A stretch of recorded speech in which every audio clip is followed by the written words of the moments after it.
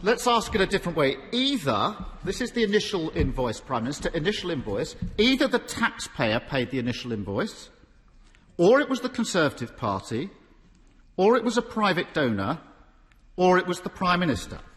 So I'm making it easy for the Prime Minister. It's now multiple choice.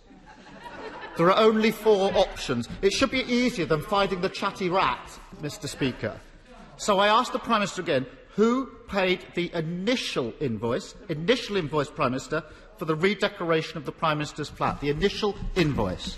Prime Minister. Mr. Speaker, I've given him the answer, and the answer is I have covered the costs, and I think most people will find it absolutely bizarre. And, of course, there's an electoral commission investigating this, and I can tell him that I've conformed in full with the code of conduct, with ministerial code, and officials who have been kept have been advising me throughout this whole thing. But I think people will think it absolutely bizarre that he is focusing on this issue, when what people want to know is what plans the Labour government might have to improve the life of people in this country. And let me tell you, if he talks about housing again, we're helping people on the house. I'd rather not spend taxpayers' money, by the way, like the last Labour government, who spent £500,000 of taxpayers' money on the Downing Street flat. I'd rather,